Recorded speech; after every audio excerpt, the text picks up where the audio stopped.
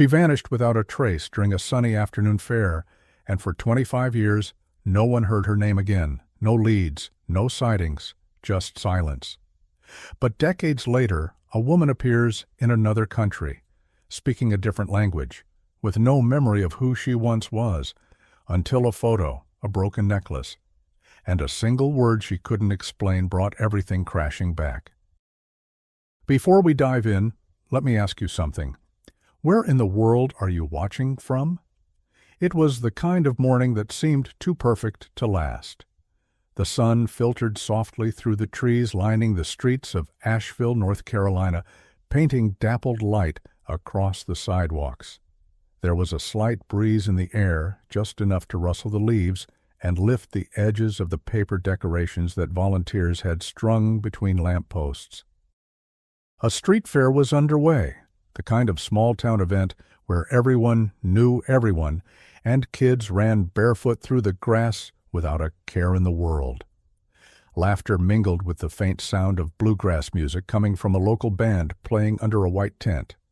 The air smelled of kettle corn, cut grass, and the smoky sweetness of grilled corn.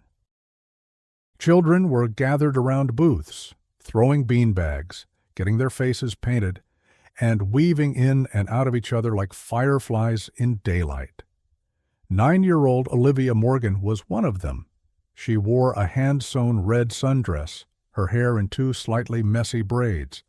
Around her neck was a colorful beaded necklace she had made that morning, a mess of plastic reds, yellows, and blues, tied together with the uneven enthusiasm only a child could muster. She had insisted on wearing it to the fair, proudly declaring it her lucky necklace. Her parents, Eleanor and Dean, were seated on a wooden bench beneath a maple tree, sipping lemonade and watching her. Every few minutes, Dean would lift a Polaroid camera to capture a moment. Olivia mid-spin, Olivia holding a balloon, Olivia laughing with her best friend, Emma. For a while it all felt suspended in peace, a golden hour, lived wide awake, until it wasn't. It started with something almost imperceptible, a shift in the crowd, a parent calling a child's name a little louder than usual, a security volunteer looking around too quickly. Then a ripple of unease spread like a crack through a windshield. Eleanor stood first, her cup dropping from her hand and spilling over the grass. "Where's Olivia?" she asked, her voice catching halfway through the name. Dean lowered the camera. He scanned the crowd. She was just at the craft booth. "She's not there now," Eleanor cut in, already walking toward the booths, her eyes darting through the sea of faces. "She was right there, Dean. Right there." The next 10 minutes were a blur of frantic searching. Dean checked the petting zoo and the face-painting tent. Eleanor retraced every step they'd made that morning. They shouted her name over the growing noise of the fair, but Olivia was nowhere. Not behind the balloon stand, not near the bounce house, not in the porta-potties, not sitting in the shade with the other kids who had tired out. Gone. Just gone. Panic built like rising water, silent at first, then deafening. The fairgrounds were sealed off. Volunteers formed search parties. Police were called. But in a public place, surrounded by dozens of people, in broad daylight, no one had seen Olivia leave. The only thing they found was her necklace. It was lying just behind the row of food trucks, half buried in the grass, as if it had been dropped mid-step. The knot in the string had come loose. One of the yellow beads was cracked. When Eleanor saw it, she screamed. The days that followed were a blur of unanswered questions. A missing persons report, Amber Alerts, helicopters circling over the woods nearby, K-9 units brought in from neighboring counties. Hundreds of flyers with Olivia's picture posted on street corners, gas stations, and grocery store bulletin boards. The entire town of Asheville felt it, the eerie emptiness that settled in when a child vanished. Every parent held their child's hand a little tighter. Every conversation circled back to the same haunting phrase. She was just right there.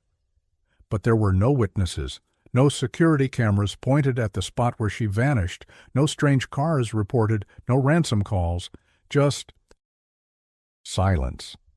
By the end of the first week, national news picked up the story. By the end of the first month, it was cold. Dean stopped taking photos. Eleanor stopped sleeping. Their house became a mausoleum of Olivia's favorite things: her books on the shelf, her backpack by the door, a single ballet shoe left under the couch. Every so often, Eleanor would reopen the drawer where she kept the broken necklace. The beads clinked softly, hollow like bones. Years passed. Life somehow moved forward, even if Eleanor and Dean didn't. The fair continued every year, but without the same laughter. The Morgans stopped attending. The craft booth was renamed Olivia's Corner, where children made necklaces just like hers, part tribute, part prayer. But the prayers never brought her back. Until 34-year-old Elodie Fournier showed up in a small coastal village in Quebec. She worked at a flower shop, lived in a one-bedroom apartment above a bakery, spoke fluent French with a soft Quebecois accent, quiet, polite, solitary. She had no known family, no social media, and no digital footprint before 2001. A tourist snapped a photo of her arranging daisies in the shop window. That photo was posted online in a random blog post titled "The Hidden Charm of Tadoussac." It could have ended there, if not for one reader in North Carolina. Emma, Olivia's childhood friend, now 34 herself, was scrolling late at night when she froze. Something about the woman's face, her posture, even the way she tucked her hair behind her ear. It was all too familiar. She sent the link to Eleanor with a one-line message. "Is it just me, or is this Olivia?" The Morgans contacted a private investigator, then the police, then Interpol. They expected the trail to go cold, but for the first time in 25 years, someone actually went to check. And what they found would unravel everything the Morgans thought they knew about what happened that day at the fair.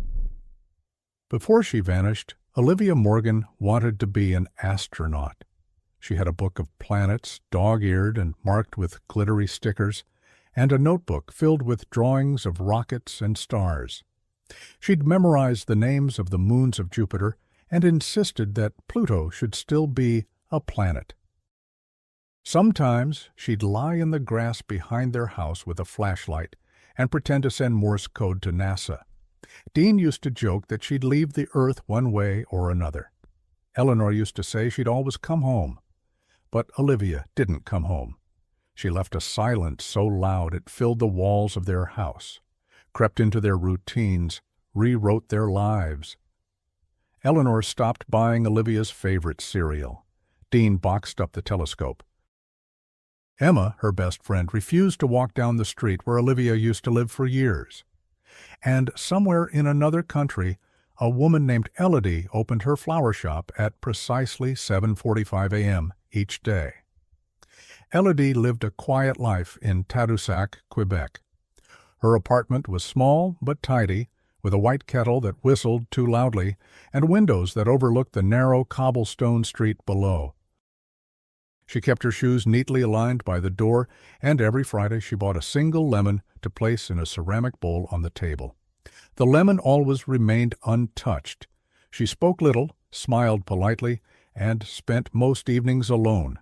Her co-workers described her as calm, thoughtful, and distant, but kind. Customers often returned simply because of how carefully she arranged bouquets, as if every petal deserved reverence. She had no social media, no family photos, no visitors. In her bedside drawer was a wooden music box that played a slow, melancholic lullaby. She never remembered where she got it. She only knew it helped her fall asleep when the nights got heavy. At 34, Elodie sometimes dreamed of trees, always the same trees, tall, swaying, sunlight slipping through the leaves. There was laughter in the background and someone calling her name. Not Elodie, a different name. But she always woke before she could hear it clearly.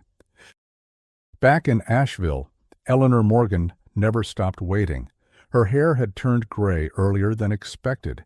She had developed a habit of reading through old journals. All was landing on the last entry before Olivia disappeared. Her handwriting stopped mid-sentence. "I think today will be—" That was it. Eleanor still kept Olivia's room exactly the same. Once a year she would sit on the bed, hold the broken necklace, and whisper, "I'm still here, are you?" Dean processed things differently. He threw himself into work, eventually becoming a high school photography teacher. His students adored him, but they never knew the name Olivia. Some memories he carried in silence. Some pain doesn't make noise. In Tadoussac, Elodie lived in repetition. She opened the shop, arranged flowers, helped customers, closed the shop, read a chapter of a book she never finished, listened to the music box, went to sleep, every day, without deviation, without questions, until the morning of October 6th. It began like any other. The streets were quiet, the fog still hugging the rooftops. Elodie poured hot water into her tea mug and opened the curtains. Then someone knocked. She opened the door slowly. Two people stood there, a man and a woman, plain clothes, calm, smiling gently. "Good morning," the man said. "We're with the provincial police. May we come in for a moment?" She blinked. "Is something wrong?" "No, not wrong. We're conducting a follow-up for a case from long ago. We just need a few minutes of your time." She hesitated, then stepped aside. The officer sat at her small kitchen table. She offered them tea. They declined. "We'd just like to ask a few questions about your background," the woman said, flipping open a folder. Elodie folded her hands. "Okay. Can you tell us your full name?" "Elodie Fournier." "Do you have any identification?" She retrieved her ID from her bag. The man nodded, studying it carefully. "Where were you born?" he asked. She paused. "Montreal, I think." "You think?" "I don't remember much about my early childhood." The woman looked at her. "Do you recall your parents' names?" "I was told they passed when I was little. I was raised by a woman named Renee Duval. She passed away 5 years ago." "Do you know how she found you?" Elodie blinked, surprised. "No. She said I came to her through a legal adoption, but I never saw any papers. I was maybe 8 or 9 when she brought me home." The man closed the folder gently. The woman leaned in. "Have you ever heard the name Olivia Morgan?" The name landed like a thunderclap. Elodie furrowed her brow. "No. Should I have?" The officers exchanged a glance. "Would you be willing to take a DNA test?" She froze. "Why?" "Because there's a possibility you may not be who you think you are." The day after the officers visited her apartment, Elodie didn't go to work. She called in sick, something she hadn't done in years, and stayed in bed staring at the ceiling, trying to remember the name they'd said. Olivia Morgan. It didn't spark anything, not a face, not a sound, not even a faint whisper in her mind. But the officers' eyes had told her everything. They believed it, deeply. They weren't guessing. And the strangest thing? Something in her chest ached when she heard the name, not in confusion, not in fear, in recognition. 2 days later, she received a call from the provincial office asking her to come in for a voluntary DNA test. "I don't understand what this is about," she told the technician as she sat in the sterile room under the humming fluorescent lights. "I've lived my whole life here." "We're just helping another department with an international case," the man said gently. "There's no pressure, but it might help someone who's been looking for answers." The swab took seconds. The questions afterward took hours. Where had she gone to school? What were her earliest memories? Who was Renee Duval? "I don't remember much before the age of 9, Elodie said, frustrated. "Renee said I was a quiet child. I didn't ask questions."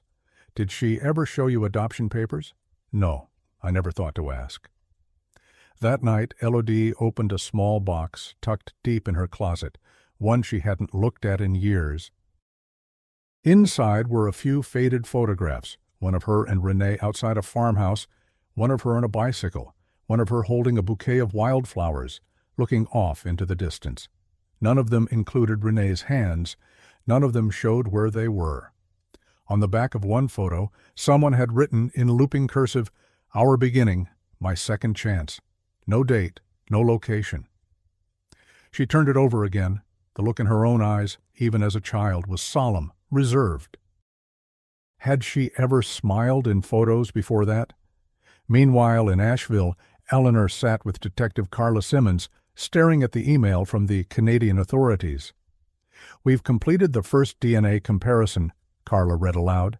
"It is not yet conclusive due to degradation in earlier samples, but there is a 78% probability of biological relation." Dean leaned forward. 78%? "It's not proof," Carla said, "but it's the closest we've ever been." Eleanor's hands trembled. She looked at Carla with eyes that had stopped hoping years ago. "I want to see her," she whispered. Elodie began to notice the dreams again. They became sharper, less abstract. The forest came into focus, the filtered sunlight, the sound of children, and once, for just a second, a voice, a woman's voice. "Livy, come back here." She sat upright in bed, heart racing. No one had called her Livy before, not Renee, not in Quebec, not ever. A week later, she walked past a local bookstore and paused at the window. Inside, a child was showing her mother a necklace made of plastic beads, her chest constricted, red, yellow, blue. She didn't know why, but her hands began to shake. She had to lean against the wall to catch her breath. That night, she dreamed of something hard pressing against her skin. A bead, a string pulling.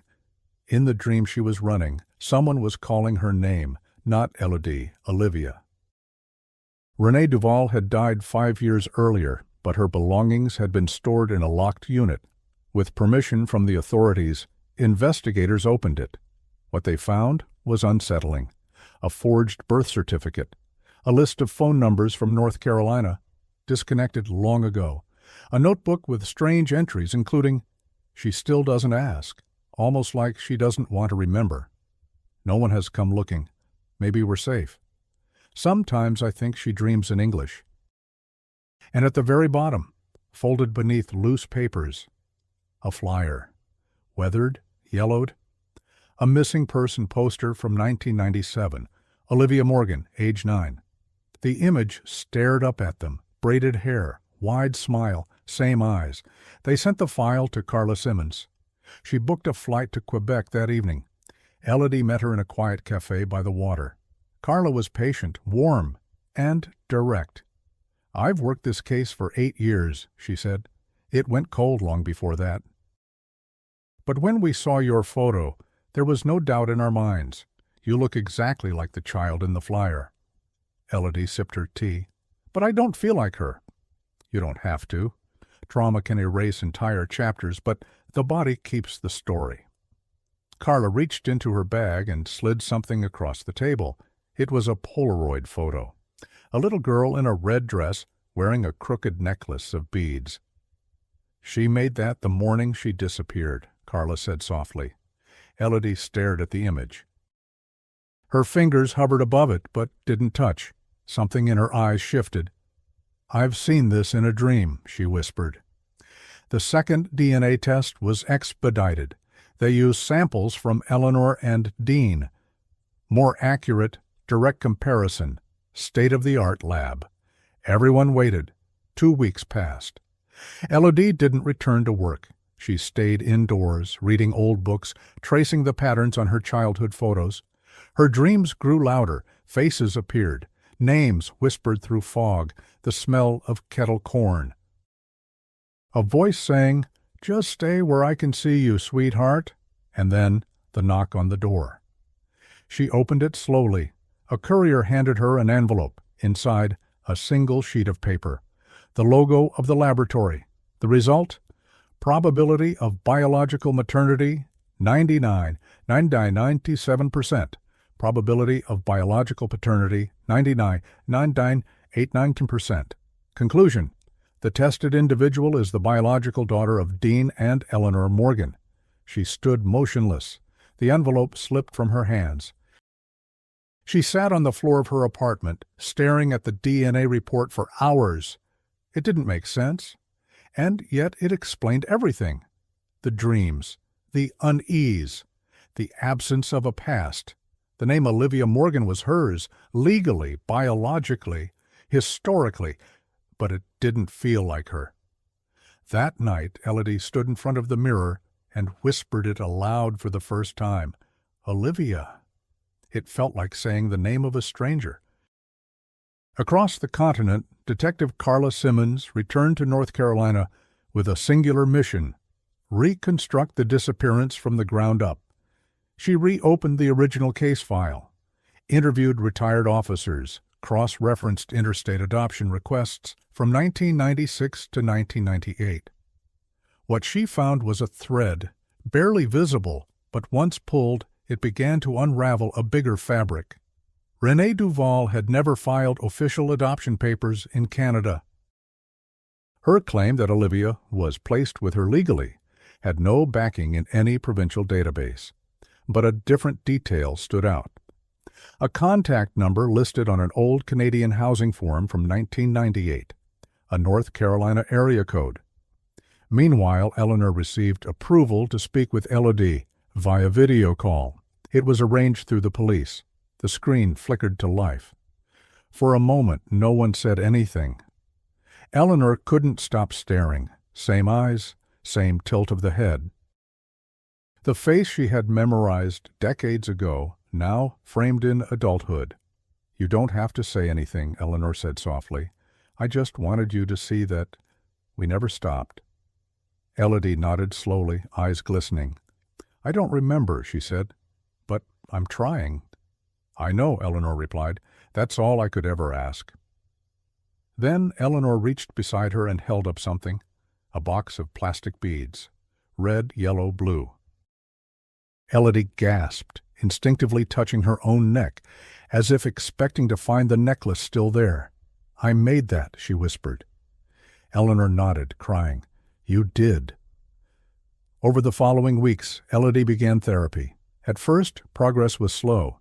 She resisted the idea that her identity had been constructed around a lie. But then, in a drawer she hadn't touched in years, she found something, a folded piece of paper. On it, a child's drawing, a tree with a swing, 2 stick figures, and the words written in uneven handwriting. "My real name is Olivia, but I'm not allowed to say it." She took it to her therapist. They sat in silence. Then Elodie whispered, "She didn't steal me. She taught me to forget." Detective Carla flew back to Quebec with a specific goal: learn everything she could about Renee Duval. She visited the last address Renee had rented. The landlord, a man in his 60s, remembered her well. "She was private," he said. "Didn't talk much. The girl was quiet, too. They kept to themselves." "Did she ever mention the U.S.?" Carla asked. "Actually, yeah," he replied. "Said she used to live in North Carolina, worked with kids, I think. Said she used to help them find homes. That was it." The thread pulled tighter. Carla requested access to U.S. employment archives. She found a match. Renee Duval had worked as a caseworker in Asheville in the mid-90s. Her license was revoked in 1996 for ethical violations. No further explanation. Digging deeper, Carla uncovered something chilling. Renee had been questioned once in connection with a complaint filed by a single father who claimed his child had been taken after an unannounced visit by a social worker. The child had been returned days later, with no memory of where she'd been. The name of the social worker assigned to that case? Ethan Granger, a name that, at first, meant nothing. Until Carla searched the Federal Registry. Ethan Granger disappeared in October of 1997, just 3 weeks after Olivia vanished. She kept going. She searched for any link between Granger and Renee. Nothing direct, until a nearly forgotten adoption log from a small agency in Ontario surfaced. On the paperwork for a guardianship reassignment, someone had signed as E.G., and beneath the signature, the sponsoring social worker listed was R. Duval. No agency, no stamp, no notary. But enough to raise flags. Carla stared at the page, heart pounding. Renee hadn't just taken Olivia. She'd worked with someone, and possibly others, to funnel children across borders. And Ethan Granger had vanished before anyone could ask why. Carla called Eleanor that evening. "There's more," she said, "and I think Olivia wasn't the only one." She didn't say the rest aloud. Not yet. 3 days after Carla Simmons returned from Quebec, she received a message from an anonymous email address. No subject line, one attachment. A scanned photo of a man's ID card, covered in dust, slightly torn at the corner. Ethan Granger, Child Services Division, Asheville, NC. Beneath it, 3 words. He never left. It led them to an abandoned house on the outskirts of a small town near the Canadian border. The property had once belonged to a woman named Elise Roche, a distant cousin of Renee Duval, deceased since 2003. No family, no records, no heirs. Carla obtained a warrant and entered the house with 2 local officers. The air was stale. Dust covered every surface. In the basement, they found a storage room, sealed shut with old boards. Inside, boxes of documents, photos, VHS tapes, and one small suitcase, powder blue, with faded stickers on the side. Carla opened it slowly. Inside were children's drawings, papers, and a stuffed animal, a gray bear with a red ribbon around its neck. She turned it over. Under the ribbon, in childlike handwriting, "If someone finds me, please tell my mom I'm trying." Olivia M. Elodie sat in her apartment staring at the file Carla had brought from the basement. Her hands trembled as she pulled out each drawing. She recognized the bear instantly. His name had been Buttons. She used to sleep with him every night, except she didn't remember packing him, or hiding him, or writing the note. Then Carla placed one more item on the table, a black and white photo. Ethan Granger standing beside Renee Duval, both smiling in front of a brick building.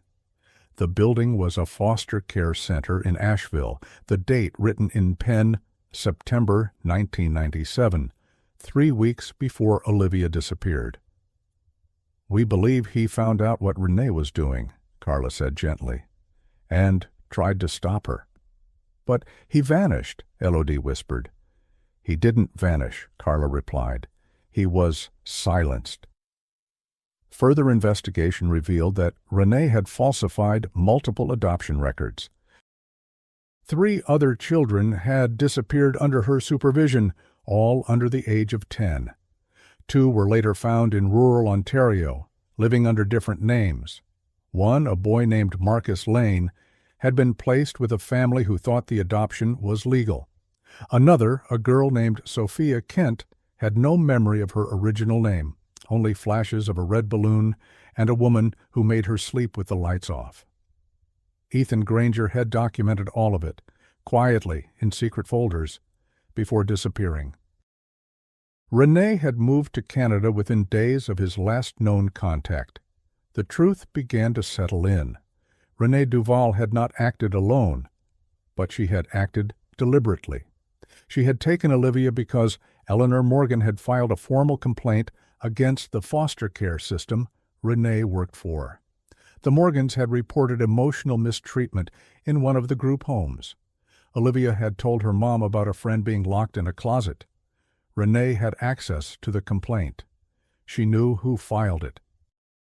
And she knew Eleanor had a daughter. Olivia stood outside the abandoned house where the suitcase had been found. She didn't recognize the building, but the air made her chest feel tight. She touched the scar behind her ear, the same one that had identified her in the first place. She walked through the rooms, slowly, as if each step might wake something sleeping inside her. In one corner of the basement, she sat, closed her eyes, and for the first time in decades, she remembered. Not everything, but enough. The smell of wet wood, the echo of a man's voice, a door that creaked at night, a red blanket with stars, a flashlight, the word hurry. And then one sharp whisper, "If you ever tell anyone, you'll never see your parents again." She opened her eyes, breathing hard. Then she said it aloud. "He tried to help me, Ethan Granger." Later that night, back in her apartment, Olivia opened a small container Renee had kept hidden in a closet. At the bottom, beneath folded receipts and expired passports, she found a worn, discolored envelope. Inside, a letter, written in her own hand, crude, misspelled, clearly from a child. "Dear Mommy, I am okay. I tried to come home, but she said no. I want to come home, but I don't know where home is. I miss you. I think about you every day. Love, Olivia." The paper slipped from her fingers. She wept for the girl who had written it, the girl no one came for, the girl who tried to escape. They arranged the reunion at a quiet community center, far from the press, far from the noise. Eleanor wore a soft gray sweater, the same one she used to wear when reading bedtime stories to Olivia. Dean held her hand tightly the entire time, the way he used to when she'd panic in the grocery store after the disappearance. Olivia entered slowly, each step deliberate, uncertain. The room was silent. Then Eleanor whispered, "Livy?" Olivia froze. Something cracked in her expression. Her lips trembled. And for the first time in over 2 decades, she said it. "Hi, Mom?" The hug wasn't perfect. It was awkward, stiff, hesitant, and then it wasn't. Then it became the kind of embrace that forgets everything else. Time, pain, silence. It was trembling hands and muffled sobs, and the sound of a mother's heart saying, "I never stopped." Dean cried quietly. He always had. He said, "I don't care what you remember. You're still ours." Olivia nodded, her face wet. "I don't know how to be her," she whispered. "I don't even know what she liked. I only remember flowers and frost and music boxes." Eleanor cupped her daughter's cheek. "We'll figure it out together." Over the next few weeks, Olivia stayed in a guest house arranged by the police. Media requests flooded in. International headlines called her the girl who came back from nowhere. Some called it a miracle. Others questioned the truth. But those who mattered, her family, her therapist, her detective, knew, and that was enough. Eleanor showed Olivia her old bedroom, the posters, the books, the glitter-covered shoes. She walked slowly through it all, as if exploring the life of a stranger. She stopped at the window and looked out at the backyard. "I used to lie out there," she said softly, "with a flashlight." Dean smiled. "You said you were sending messages to NASA." She blinked. "That's right." One night, Eleanor cooked Olivia's favorite childhood meal, mac and cheese with cut-up hot dogs. Olivia took one bite and burst into tears. "I don't know why," she said, laughing through sobs. "It just tastes like something I lost." But the pain didn't dissolve with love. There were moments when Olivia couldn't breathe, when guilt clawed at her ribs. "Why didn't I run sooner?" she asked her therapist. "You were a child," the therapist replied. "You survived." And there were moments of rage. At Renee, at the system, at herself.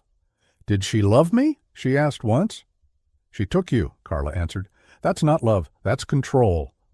In the background, the investigation expanded. Other children were identified, other cases reopened. Ethan Granger was honored posthumously. His remains were never found, but his journals, his notes, his risks brought justice, even in silence. One evening, Olivia visited the fairground. It was late, empty. The lights from a nearby gas station cast long shadows on the gravel. She stood where the craft booth had once been, the place where she'd last been seen. She held the broken necklace in her hand, the string frayed, the yellow bead still cracked. She closed her eyes and whispered, "I made it home." A few days later, she told her parents she needed time, not forever, but space. "I want to go back," she said. "To Quebec?" "No," she answered. "To Asheville." "But you're already here," Eleanor said, confused. Olivia shook her head. "I mean, to the beginning." On a crisp morning, she arrived at a familiar street. She stood in front of a white house with blue shutters. Birdsong drifted through the air. A dog barked in the distance. The mailman passed without noticing her. She stared at the door, took a deep breath, then turned away. She wasn't ready, not yet. But she had come back, and that meant everything. It took 6 weeks before Olivia walked up to the front door. No press, no announcement, just her, holding a paper bag with flowers and the broken necklace in her pocket. When Eleanor opened the door, she didn't say a word. She just stepped back and let her in. Olivia walked slowly through the house. Every frame on the wall held a piece of her past: baby photos, kindergarten drawings, a Halloween costume of a tiny astronaut. Her fingers brushed the edge of a photo frame. She paused. "I remember this," she said softly. "I was afraid the helmet would break before the parade." Dean stepped into the room. "You made it to the end," he said. "I want to try again," she whispered. "Not to remember everything, but to belong again." "You never stopped," Eleanor said. "You were always ours." That evening, Olivia sat under the same tree where she used to lie with her flashlight, sending signals to space. She looked up. The stars were out, faint, scattered, but there. She held the necklace in her hand, now cleaned, restrung, the yellow beads still cracked. "I used to think someone out there would hear me," she said. Dean sat beside her. Maybe they did. In the months that followed, Olivia began volunteering with support groups for adults with childhood trauma. She didn't speak often, but when she did, her words carried weight. She didn't tell her full story. She didn't have to. Just saying "I understand" was enough. Carla Simmons retired quietly after seeing through the largest reopening of a child abduction network in state history. Before leaving, she mailed Olivia a small box. Inside, a VHS tape labeled "Interview E. Granger, 9/1997." Olivia held it in her hands for a long time before playing it. The image was grainy. Ethan Granger sat at a desk, speaking directly to the camera. "If anything happens to me," he said, "tell them I tried. Tell the kids I never stopped looking." She watched it in silence. When the tape ended, she whispered, "I know." Years later, Olivia stood in front of a classroom of children. She had become a teacher of science and astronomy. One day, a girl raised her hand and asked, "Miss Olivia, do you believe in aliens?" The class giggled. She smiled. "I used to send messages to the stars every night," she said. "Not because I thought someone would answer, but because I needed to believe someone might be listening." The girl nodded like it made perfect sense. Every now and then she'd visit the old fairgrounds. There was a plaque now, in honor of Olivia Morgan and every child who waits to be found. She'd sit on the bench near the craft booth and watch the kids run past. One day, a little boy ran up to her, holding a mess of beads on a string. "It's for you," he said. "I made it." She looked at it, red, yellow, blue. She tied it around her wrist. "Thank you," she said. "It's perfect." That night, she stood in the backyard again, alone, quiet. No camera, no ceremony, no need to explain. She tilted her face to the sky. The stars blinked above her, and in a voice steady and full, she said, "I'm still here. Are you?"